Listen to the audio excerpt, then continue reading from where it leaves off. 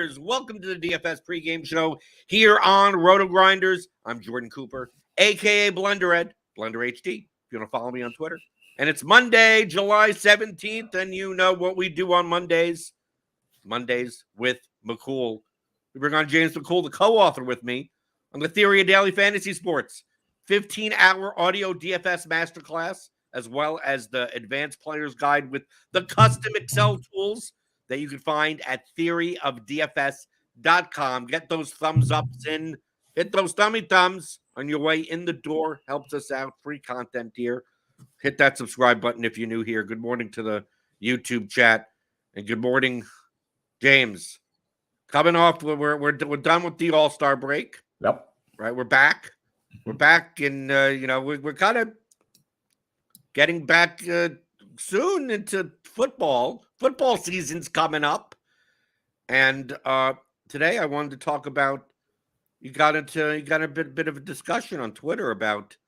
Did you get into a scuffle with the best ball bros? A bit of a kerfuffle. A bit of kerfuffle, right? Because I mean, I've seen best ball stuff. People are drafting back in January and stuff, and I think that's a little insane. Mm-hmm. So maybe people are playing on Underdog, on DraftKings, on Drafters, best ball. And of course, I follow everyone, right? I mean, especially like here we have Eric Binefor, Spike Week.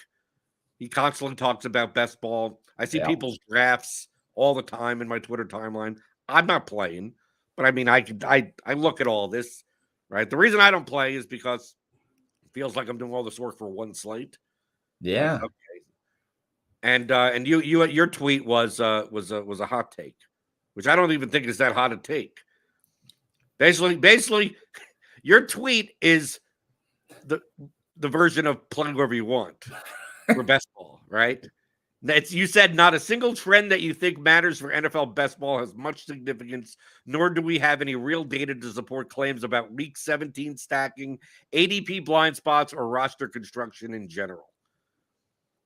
And of course, obviously, the best ball bros that are like doing all the, who's playing in week 17 and who, do I take a guy in round 4 that I should be taking in round 6 and zero RB constructions, and do I take robust RB? Like they talk about all that, and basically your tweet was, you're thinking way too hard. Yeah.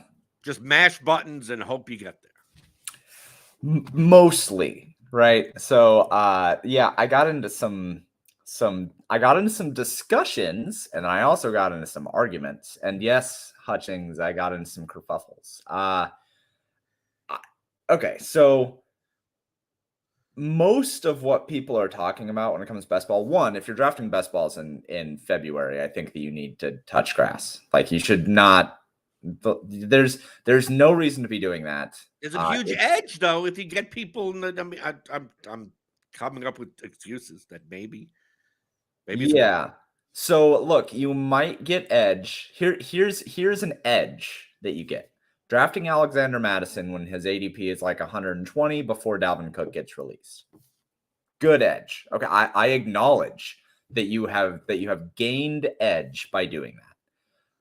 You also may have accidentally drafted somebody who rips their ACL apart 3 days later, and you drafted them 14th overall, and now their ADP should actually be like 140th. So you drafted Alexander Mattison and gained the edge where he was 120th ADP, and then he should be somewhere around 40th, right? So you gain 80 spots in ADP, whatever Sklansky bucks you gain by that. But then you also have a player that you drafted 20th overall who now should be drafted 140th. So you lose 120 ADP dollars in that. And so now you're actually the edge that you gained, the 80 ADP dollars that you got on Alexander Mattison, you lost 120 ADP dollars on, I don't know, Travis Kelce, or I don't even know who the ADPs are right now, but you lost a lot of ADP dollars on that, and you didn't actually gain any edge. So the point to be made here is any edges that you are maybe gaining by drafting that early, you are also risking losing a lot of edge because you drafted somebody who doesn't actually matter at all early on because they get injured or they get traded or they sit out for the start of the season or they get arrested for hitting a woman in New Orleans or, whatever it is. It's very silly. But your main point isn't about drafting early. Your main point is that is basically you're screaming small sample size, that there are a lot of people that are looking at these, especially these large field. We're talking about we're not talking about winning your 12-team best ball league. Like, that's it. Like, come in first out of 12 type of thing. We're talking about these monster size, large field contests where not only do you have to win your league, you then go into a playoff system for 15 weeks, 15, 16, and 17.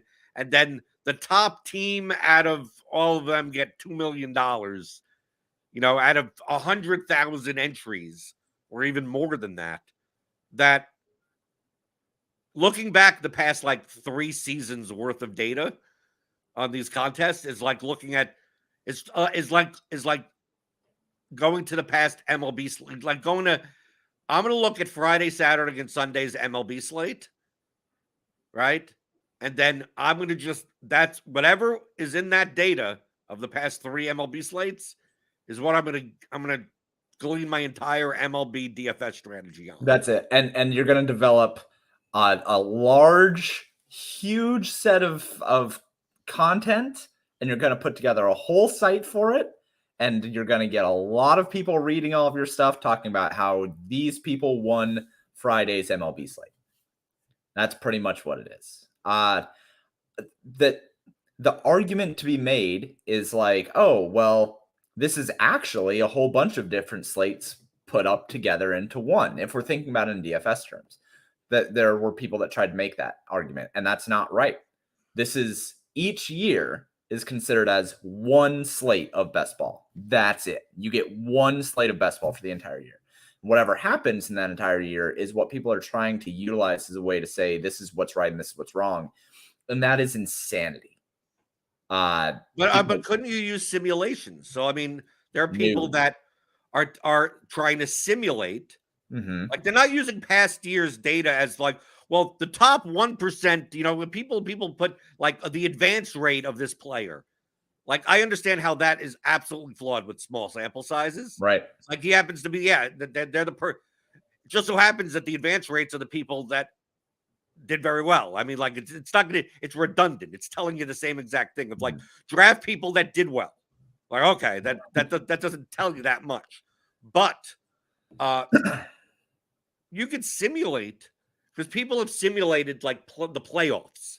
Mm-hmm. They've taken the teams that have advanced last year, and then simulated weeks 15, 16, and 17 and go, well, what's the ROI of those teams at least? Maybe not from week 1. Couldn't you, even if, let's say week 17, some team put up 70 points. Yeah. And it's well, you needed the Dolphins. Well, obviously, the team the winner, first place, is going to be, if a team puts up 70 points, the stack of that team is going to be in the winner. I mean, you don't need data to show you that. It's going to be obvious at that point. But that doesn't happen all the time, right? So you can't just go in and go, well, pick the team that's going to score 70 points in week 17. Well, what if no team scores 70? What are the range of outcomes of these things? And then going in and going, okay, weeks 15, 16, and 17, what are the most important aspects of what your roster should look like? My attitude, even with that, is that the range of outcomes is so wide that it still comes down to everything I look at, James. I mean, I'm the type of person, you know me, I'm a game theory person. How can we get edge, run backs and stacking and all these using correlation, using leverage. A lot of people are going to be drafting for this team. I'm going to be drafting with that team in case that team's good, and I'll be one of the few teams you use ownership. Maybe not many people are stacking the Titans, right? So I'm going to stack that, and then I realize I need DeAndre Hopkins in my stack, and I didn't realize that until that point. So I understand the value of stuff like that, but everything I look at data-wise, and I don't take big looks because I'm not playing best ball. everything just boils down to the teams with the highest ROI are the teams that had the players that in weeks 15, 16, and 17 put up a lot of points. And then outside of that, there's no other, like it's that. And then like, well, how about stacking? It's like, well, as long as you had player A, B, and C on your team, like you were guaranteed, it didn't matter the rest of your lineup, you guaranteed to go to week 16. And in week 17, when Alvin Kamara puts up 6 touchdowns, it's like it's you won if you had Alvin Kamara, even if your team had you looked at the construction and you're like, well, that team makes absolutely no sense, but it got there because it didn't draft an injured first round running back, and it just so happened to have the week 7 score of this player, the week 11 score of that player, the week 15 score of this player, and then you look at the team and you go, I would have never drafted that. And it's like, yeah, because why would you? Because why would you? Right. But it just so happens that you just needed those couple of players together. Very similar to MLB on slates where no team puts up a lot of runs, right? We get these 10 game slates and no one scores more than 6 runs in a game. And then people are playing, 5-man stacks and stuff like that. And then you see these lineups that are like 2-2, 1-1-1-1. And it's like, yeah, because out of all these games, there were like 3 people that hit double dongs and 2 pitchers that scored 30 plus points. It's like everything else was kind of even. So as long as you had those 5 players, it doesn't matter what you did in the rest of your lineup. Now, had a team scored 18 runs, you would have needed that 5-man stack. I view it very similarly in best ball of, well, let's take a look at week 17. And I go 2 things. One, you're not even well, the teams, even if you stack every team week 17, if none of those teams score a lot of points, it's not going to matter. And then God knows in NFL with how much parity there is, what the hell are the good teams in week 17? And then if you're playing for week 17, you never get there, then that doesn't even matter. Right. Like it just seems like it's a lot of stuff that the data doesn't even feel like the data supports it. If it does, it supports it at such a low R, like a low correlation coefficient. Like I know sports_projections guy was saying that like the run backs in week 17, like if you're drafting like that in best ball, like the edge is marginal if there even is one. Right. So to prioritize that seems stupid. And if you're going to go and say, well, the past 3 years of data, you look at the teams, like you're great. Let me see those past 300 or 3,000 best ball seasons. And you go, well, they don't exist. It's like, so you can't use the past 3 seasons as any type of like proof of anything. It's like, it's similar to sports betting trends, right? It's like, oh, this team is hitting right-handed pitching in the past 3 games.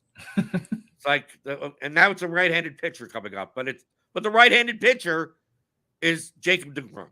Right. It's like, so it doesn't matter that they hit right-handed. You're facing the best pitcher in baseball. So like, these trends don't really even matter that much. Yeah. So let's answer a couple of those things, right? Let's talk about the simulation part first, because that part I think is the funniest thing that somebody suggested. And I like Justin Freeman a lot. He runs Run the Sims. He's a smart guy. I like him a lot. He was like, well, maybe we can get to a point where I don't think that the technology is there yet, but maybe somebody could put together a simulation that could simulate out the season and we could solve a lot of these problems. And I laughed out loud looking at my phone thinking about how you would need to be able to put together a simulation of an entire NFL season. You can't. Because wouldn't it have to also take into account injuries and there is running back changes? No possible way to simulate an entire NFL season. There's no way. Because hold on. There is a way as long as you keep everything static from week 1. You say if everyone's target share and if everyone was healthy and everyone and all the teams played the same way that they should in week 1 than they do week 17, you could. No, you could, but you'd be wrong. Well, of course you'd be wrong. But I'm just saying. But I could understand someone that says, well, you can simulate the whole season just like we can simulate a slate. The reason why we can simulate a DFS slate more so than the entire season more accurately is that the likelihood of one slate, like worst case scenario, someone gets injured in their first at bat and doesn't get the other 3 at bats. Like it did in the grand scheme of things, they miss a couple of plate appearances on the, we give everyone's injury probability of 1%, and it happens 1% of the time. And when it does happen, it affects the slate minimally. But imagine you give 1% injuries to everyone in week 1. By the time you get to week 10, like the rosters don't even look the same anymore. Right. So let's talk about this from a simulating standpoint. So let's consider, let's just start with everything is static, right? We turned off injuries in Madden. Everything is static based on baselines that we have before the season, based on our projections. And that's the crux of this. Do you know how long it takes for a team's baselines to get to a point on offense where we kind of know what they do in the season? Do you know how long into one season it takes? Probably more than half the season. It takes 7 weeks. Right. It takes 7 weeks for us to get to a point where we kind of know how a team wants to play, what their intent is as a team. Okay. The vast majority of the time, we don't know what any offense even looks like for about 70% of the league. We know the really good teams. We know mostly what the Chiefs are going to do before the season starts. We know mostly what the Eagles want to do before the season starts. Who knows with touchdown regression? Who knows what they're going to look like? Also, like that teams like the Bills, I guess. Right. We mostly know about 25 to 30% of the league what their intent is on how they want to play on offense going into the season. The other 70%, we don't know anything. So after 7 weeks, there's the first problem. If you're using static baselines, you still don't know anything about 70% of the league before you even start the simulation. You literally just throw the simulation based out just on that, right? Right. Well, Daniel Hutchins says that anything can be simulated. The question is quality. I think that is what we're saying. It's right, not saying that we can't simulate it, just that whether or not at the end of it that you get anything worth a crap matters. So we have just said that you don't even know what teams are until 7 weeks in. It's completely ignoring defense because we don't know anything about defense. We have no idea what. Right, we know that in DFS. Or I mean, we go into the season going, "No, there's a great defense," and then it turns out they're horrible. Right. The defense that's supposed to be bad turns out to be, they're now the 4K defense in week 8. I mean, like, we have no idea. Nope. So let's just start there. We have already said that this just is not going to turn out well. And then turn injuries back on, turn trades back on, turn on the differences in the outcomes based on the extremes on either side of how good or bad teams are going to be. Turn on coaching differences. Turn on a game. The winner last year had a game get canceled in the play. Turn on cancellations. Turn on postpones. Turn on weather. Just shot. There's absolutely no way. The reason why it is easier to project DFS single game slate, single weeks in the NFL is because the data does not compound the changes in the baselines. It's a compounding effect. Well, it would be different, but James, it would be different if you were able to redraft in best ball every week. Because then you could make decisions based on the new data that you have. Right. But best ball, the whole point of best ball is that you draft once, and that's your own. That's why that's why it counts as one slate. Yep. Even though they have the weekly format, where it's like, they paid out weekly. Week one, who did best in week 1 gets a payout, best in week 2. But once, from a game theory perspective, once the decisions stop. Yep. Like there's nothing you could do past that. That's when the slate stops. Right. There's no more slate after that. It's like you made all your decisions. Everyone simultaneously made their decisions. Lock hits, and now you're done. It doesn't matter how you break out all the other things. You can't do anything about it. I mean, that's what Daniel Hutchins says, is that even if you simulate the season as well as you can, it's not even enough. You also need to solve how to draft, which is also very tricky. Right. And that gets into the second part of this, right? Is basically my tweet. All of these different trends, week 17 stacking, roster construction, like how many tight ends you should draft, how many running backs you should draft, whether you should draft running back hero, running back zero, or ADP blind spots, which is basically saying like here's a dead zone for running backs, so you should draft wide receivers here or whatever. Like all of these things are people trying to take DFS and game theory concepts and apply them against something that has 100 times more variance. And it just won't matter. Like, or actually, no. I shouldn't say that it won't matter. We don't know if it matters. We just don't know. And that was the big thing that caused the kerfuffles, were people being like, oh, well, people who say this just haven't looked at the data. And to say that to me is hilarious, first off. And then to say it and have that kind of level of confidence in the way that people are looking at 3 slates worth of data shows your ass more than it shows mine, right? Like that's because really the point of view, I agree with that point of view, is very similar to the BVP stuff in baseball. Yeah. Like to me, BVP matters. It's just that there's no way to judge when it does matter. Like we don't have the sample size or the ability to know when it matters and when it doesn't matter. So the same thing of, you're right, week 17 matters. How you benefit from that, good luck. I mean, like, you're not going to be able to know. Does ADP matter? Does roster construction matter? Like, we're not saying that it doesn't matter, but the amount of data that you have to make these sweeping conclusions is so small that you shouldn't be so confident in it. Like, it's just, the confidence level of these things should be extremely low. Yeah.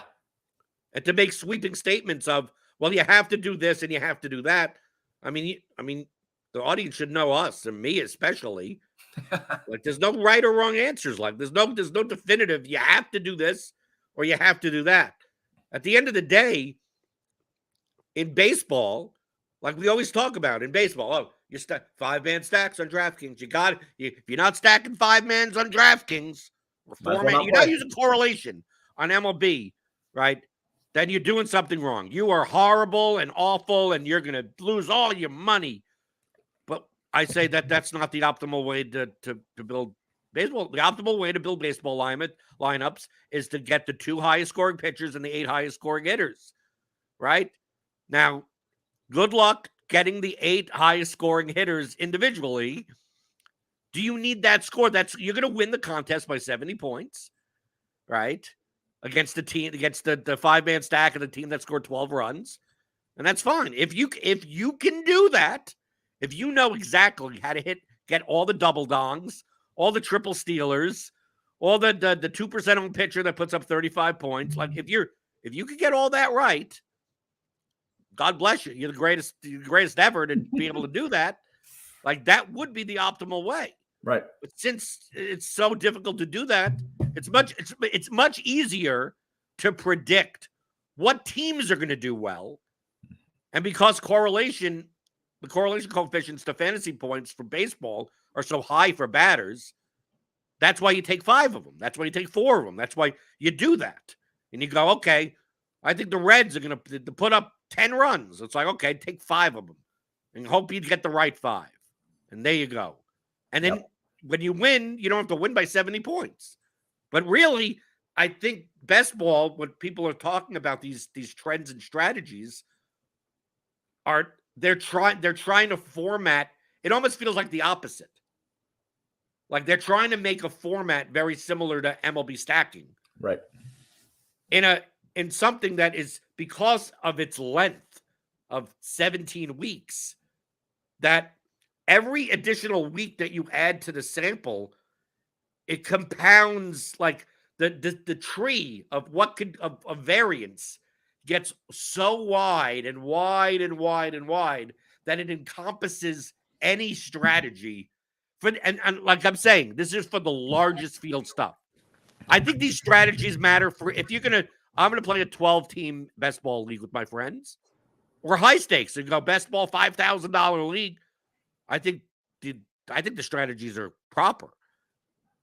But when going to like a 100,000 entry best ball contest with $1 million to first, top heavy, whatever, the standard deviation on this is, I mean, it's what should James, is it wider than the mill?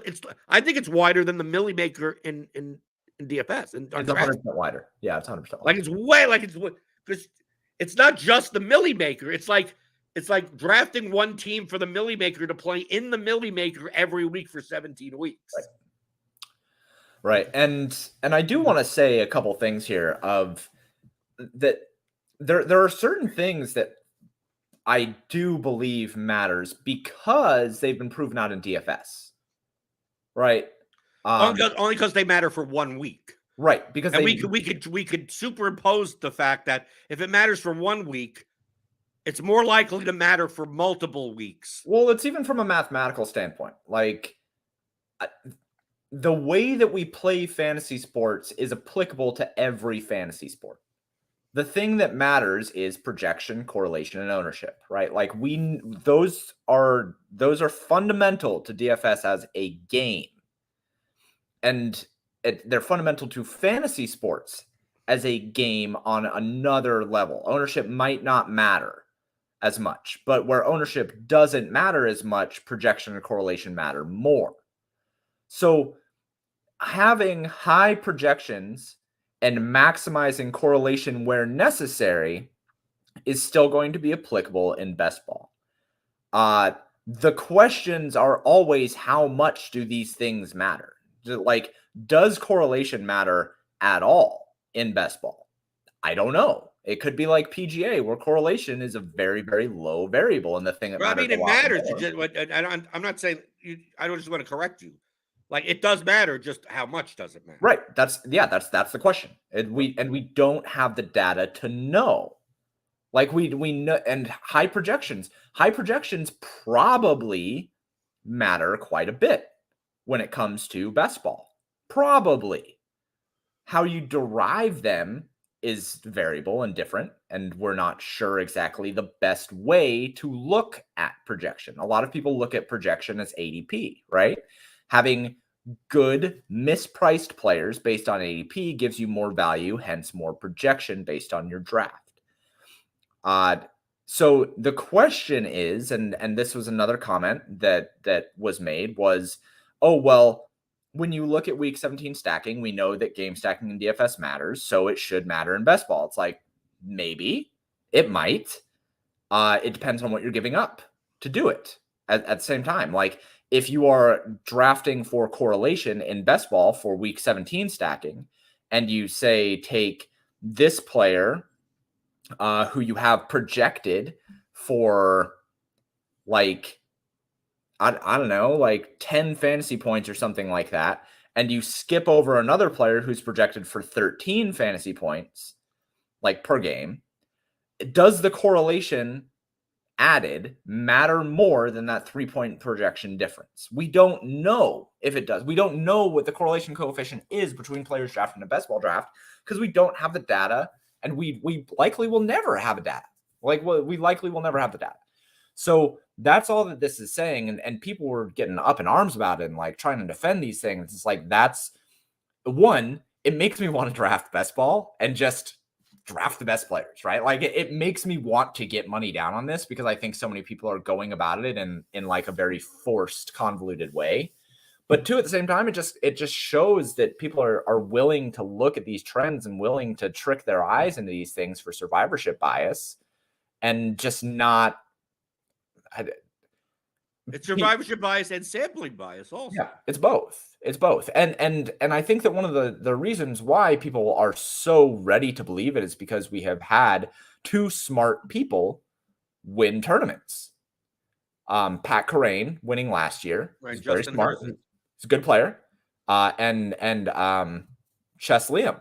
Right, and also Herzig also. Yeah. Before that.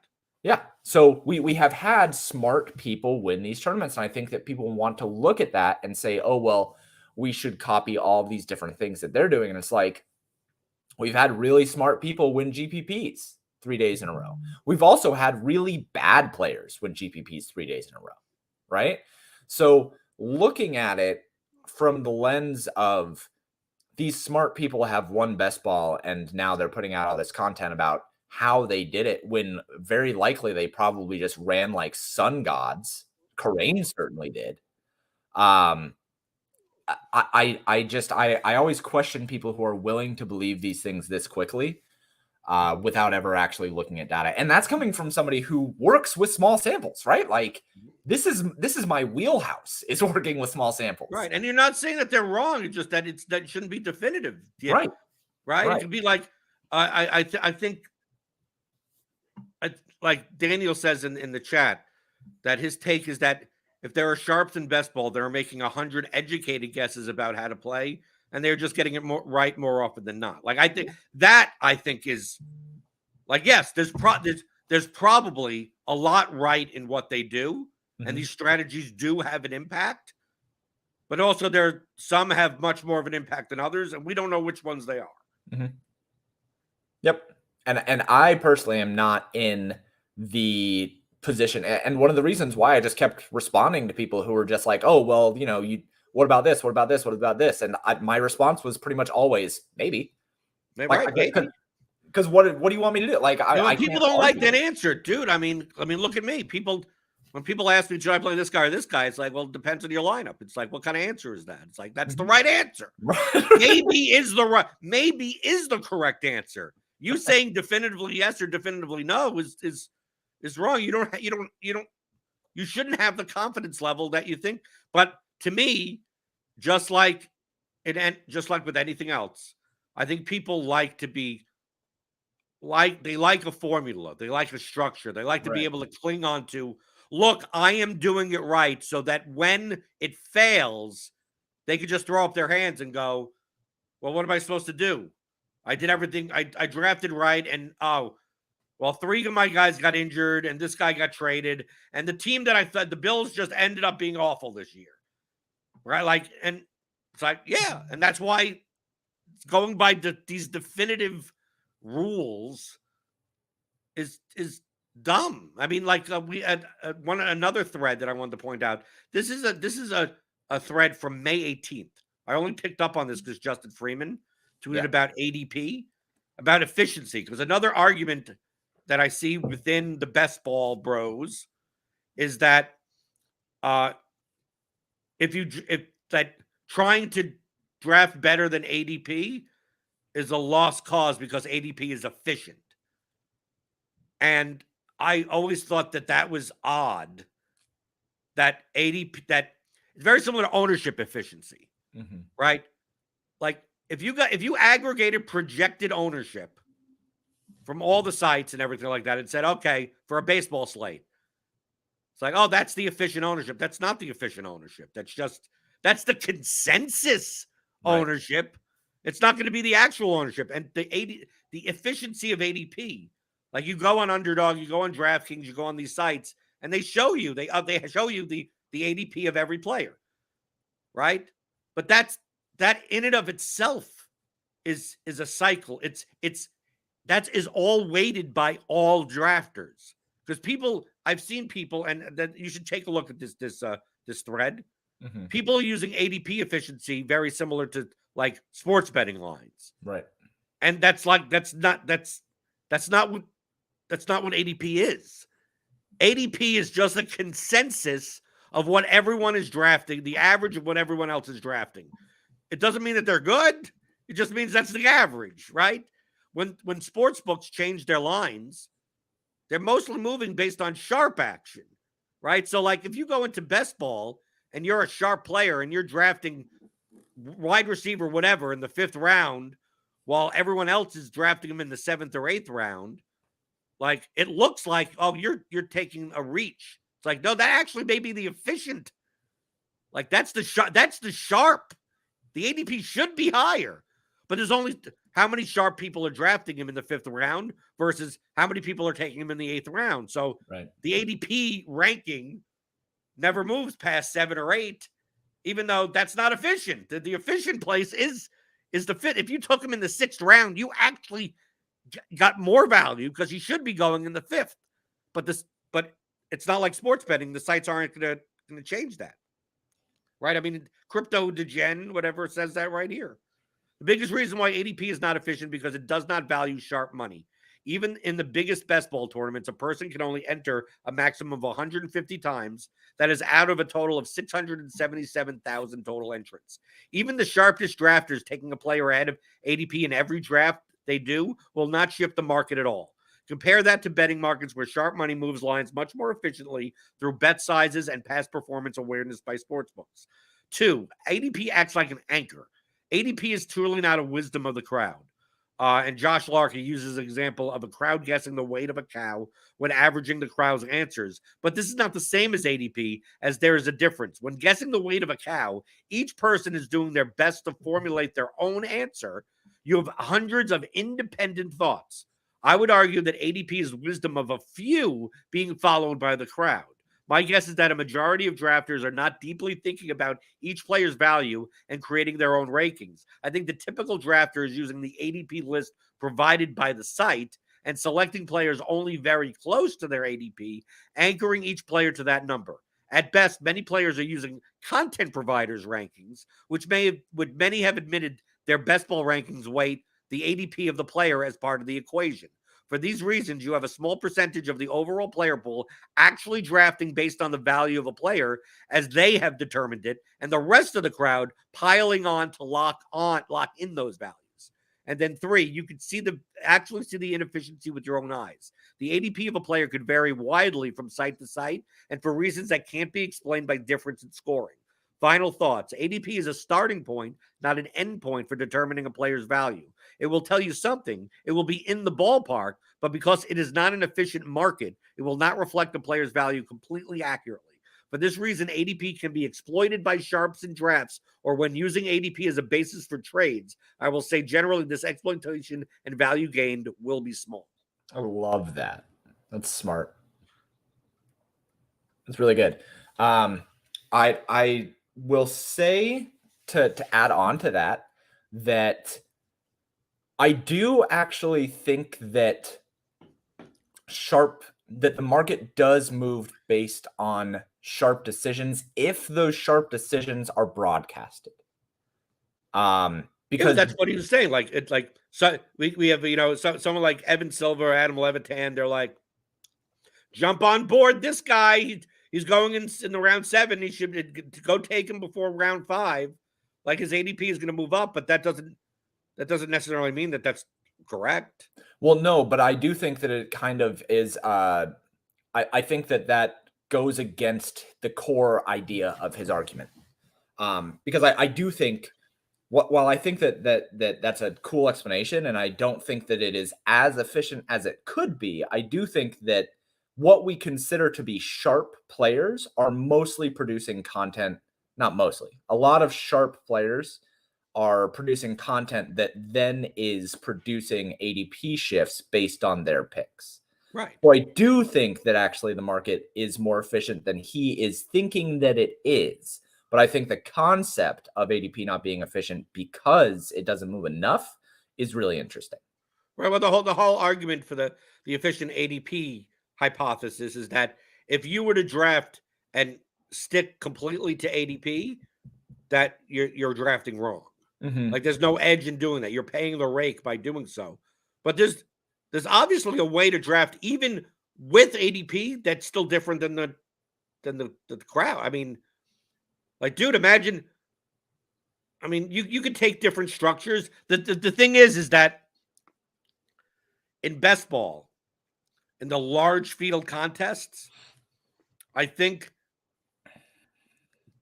combinatoric level ownership matters a lot more than people think. Ugh. What? Or do you don't agree with? No, I mean, I do. I just hate thinking about it. But I think that matters more than it matters more than exposures. Like my portfolio, I have 42% of this guy. I think it matters. If you were, for instance, James, if you were, let's just call it the most efficient market would be a week before the season. Sure. Right. So let's say we created a 500,000 person contest and everyone drafted a week before the season. So we didn't have like the weird teams from January, everything mixed in. If you were to draft, regardless of correlation or nothing, you just, whatever draft position you got, you drafted the best player at the ADP at the efficient, whatever the sites, whatever the consensus was. Yeah. If you were to do that, you're more like your best ball teams of 16 players or whatever it is, are more likely to be clumped with other teams that look very similar. Right. Right. That out of your 16 teams, you may have 12 of the same players. Your team may be unique, right? It may not be duped, but 12, 14, you could have 14. Another team could have the same 14 players and just last 2-round picks are different, or a different quarterback in round 8 that you took. Right. And so when like you're more likely than that. And when it comes to top heavy payouts, like you don't want that amount of duplication. That the only thing that I could see in these large field things is that drafting strictly by ADP without aberration of it, try to get better value than what the market thinks, is that you end up in a place where your EV goes down because the teams if you get to week 15, right? If you make the playoffs, your team makes the playoffs with like possibly 24 other teams that look almost exactly like. Well, and your EV would then be entirely tied to whatever the 2v2, 4v4, whatever you have. And probably a round 12 running back, right, wide receiver that got you there. You are right. And again, like we're speaking mostly in hypotheticals here, but like thinking through how much it matters. Right. That's the point I'm making, James. Like people are pointing out, like this is I bring this up for to address the fallacy versus what it really means. Yeah. The fallacy is I've seen people say this. Take people outside of their ADP so you can get more different rosters. Yeah. Right? And my attitude is like, no, that there's a value to that, and you have to compare that value to what are the levers? Projection, correlation, leverage, right? We talk about the leverage lever, right? The ownership lever, right? Which includes combinatorics. And we go, I'm going to build a lineup that is really low owned. It's like, yeah, which is your goal. But if you're sacrificing so many points in projection, that's not worth it to play. I mean, there's a point of like, you shouldn't just be going out and going, I'm going to take a quarterback in round 1. I'm going to 101. I'm taking Patrick Mahomes, right? Doing something like that. In round 2, I'm taking whatever. I'm taking someone that I could draft in the 8th round and the 2nd round, right? And go, look at my team. It's so different than others. Go, you're right, but how many points? How much projection are you sacrificing, right, for that sake? So, yes, I agree that getting combinatorically different from other teams there's value to that, but you have to compare that value to the correlation to the project. Obviously, the more that you're different combinatorically, probably the less important correlation is. Right. Yeah. Right, because you're relying on one factor, while other teams are relying too heavily on another. Because then you have the other people that are like, yeah, I don't mind reaching ADP wise as long as I get my stacks right. Make sure I get I get 3 receivers and a quarterback from 2 different teams, and if I have to have a 4-round ADP reach to get it, I'm going to do that. It's like I did that last year. That was how I drafted my entire portfolio last year. How'd you do? Terribly. But I can't look at it and think that that's a bad strategy. I still think like intuitively that I think that strategy makes sense, but I drafted a lot of the Broncos, which turned out terribly. I drafted a lot of the Ravens. Lamar Jackson got injured.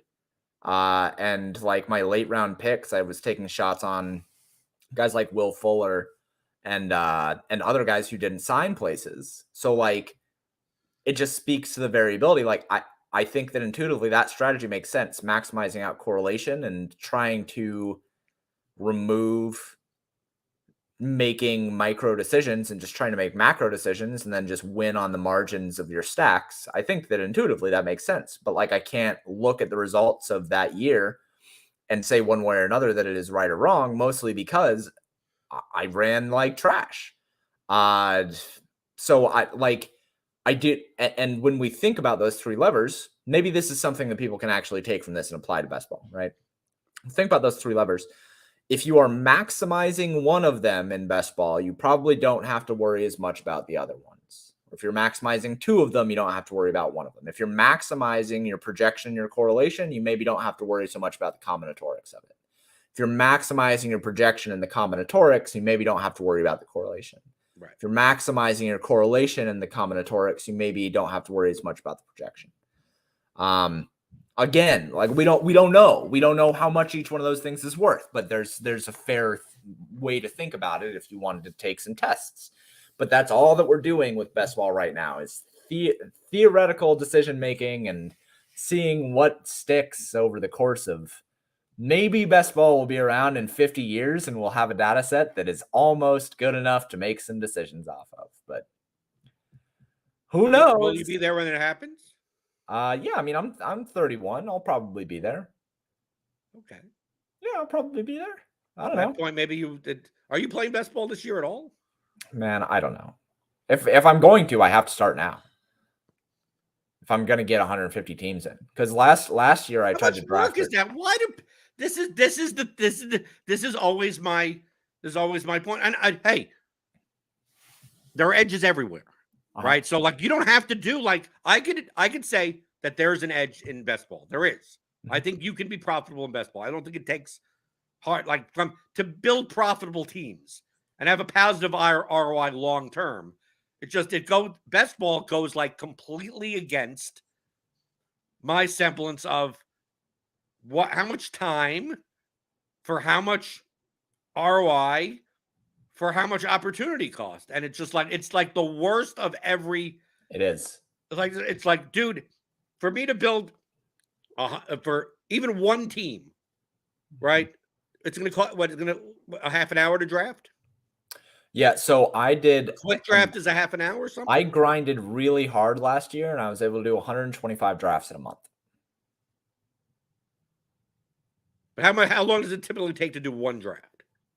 45 minutes probably. Okay, so 40. So it takes me 40. Imagine it takes 45 minutes to make one lineup, right? And it's for one slate. Yep. And you have to put in the money for that slate and not see anything for 4.5 months. Okay. Yep. So look, and Hutchins brought this up earlier in the chat of like, it's just about getting down the money. It's not about there is certainly probably edge, but it's just about getting down the money. If I'm going to max out a best ball tournament for $3,500 or whatever, like if I do the 25, if I'm going to max that out, that's the same amount of action that I can get down in 4 baseball slates in 4 days. Right. Like, right. And that's at my like high volume, right? Like it takes me maybe 2 weeks to get that volume down in baseball at like regular volume, and you get it back. And if you're a profitable player, your ROI compounds. Right. So if I bink one slate and then I get down a whole bunch of volume, like it can compound, right? And let's talk about the NFL season. I'll get 3,000 down in 1 week, right? Like it's not even. And I get that money back instantly. And we already talked about how wide the variance margins are on best ball, how much wider it is than the Millie Maker. Why would I not just play the Millie Maker every week and have a shot at taking it down multiple times? Like with less variability, with less deviations than we believe exists. Well, best ball is fun. That's why. Best ball is fun. And I will say that I really like drafting. I think it's fun. So for an entertainment value, that's one thing. But my point of why I don't play best ball is not because I don't think there's an edge. It's just that there's so many other places that it's well, and for me, like, yeah, it's fun. But if I'm gonna do one, I want to do 150 so I can maximize my exposure. Okay, you binge drafting? Well, you're one of those people. No, Can't only have one chip, right? You have one chip. I got to eat the whole bag. No. Like, but when it comes to DFS, when it comes to things like that, if I'm going to be playing something, I want to play it to win. I want to give myself the best shots that I have to win, right? So if I'm going to be I'm not going to play one lineup in a 677,000 entry contest. Why not? One bullet, single bullet, you win it. No, I don't want to do that. Why? Why not? You could. There's no reason you can't. Yeah, but that sounds terrible. That sounds like an awful time. That sounds terrible. $25 in a dream. Yep, $25 in a dream. If I'm gonna play best ball, I have to start now because I want to get 150 in. I probably will not. I have too many other things going on. I have to prepare for the live final in a month and finish my contest sims, and like, I'm probably not gonna play best ball. Probably. So basically, we did a 50-minute show on here's best ball strategy doesn't matter. Play whoever you want, and even then, it's probably not even worth it to play. Yeah, literally, our entire conversation was theoretical. The entire thing was theoretical. I think that it's fun, man. I think it's fun to play. And I also, people got really mad at me because they said that I was accusing their work of not mattering, of like accusing people who put together best ball content of that work not mattering. And that's not true. Theoretical work matters. Like it does, like doing the testing, putting together the work, putting out the theories, that stuff matters. We cannot come to consensus agreement unless there are theories. Right. You just might not realize the actual results of those theories until your grandchildren are utilizing the stuff that you wrote in the 150th anniversary of best ball drafting. Like it just, you might not know, but it doesn't mean that the stuff is worthless, and it doesn't mean that it's bad content. I think that it's enjoyable enough. I think that guys like Pete Overzet put together like some really fun stuff. I think that Karane's his live drafts are pretty cool. Like I think that there's a lot of stuff that is good from both a theoretical and entertainment value standpoint. We just don't know if it's good enough for an ROI gain. And that those two things can be separate. It doesn't mean one is less valuable than the other. Like we live in a world and we live on the internet where putting together content and putting together theories can be very profitable for a lot of people. And if you're making money putting together best ball content, by all means, go do it. Have fun. Live your truth, man. It doesn't mean that it's bad. It just means it might not matter. And so I do 100 things a day that might not matter, but I do them because they might matter. They might matter. I don't know. Living life like that is probably the right way to live it because it gives you a reason to do whatever you want to do. You know what else matters? What else matters? Hitting the thummy thumbs. Yeah. Hit that thumbs up button. On your way out the door, hit the subscribe button if you're new here. Every Monday, talk to James McCool. You can find him, paydirt_DFS, if you want to yell at him about best ball strategies. I'd prefer if you didn't. I will just mute you. But you can do it if you want. If you want to get muted. But if you want to learn more about this type of stuff that we discuss when it comes to daily fantasy sports, theory of daily fantasy sports, how to think like a professional DFS player, 15-hour audio DFS masterclass, as well as the advanced player's guide with the custom Excel tools at theoryofdfs.com. And get in your questions, right? We got some Grinders live shows this week. So I think Wednesday and Thursday, it'll be me and Dean for the early slates, but we still got some other shows. We got MMA later this week. Tomorrow, I think, is just a normal, what do you want to talk about type of show. So send in your questions. Questions at theoryofdfs.com. Cover anything you want on the show about DFS strategy, about the tools here at RotoGrinders, best ball, any intellectual conversations, theoretical stuff. You want to send in a theoretical question, go for it. That's perfectly fine. But then I'll be back because I'll answer them. I'll try to answer them like I always do here. Mondays through Fridays, 11 o'clock Eastern on the DFS pregame show on RotoGrinders.com.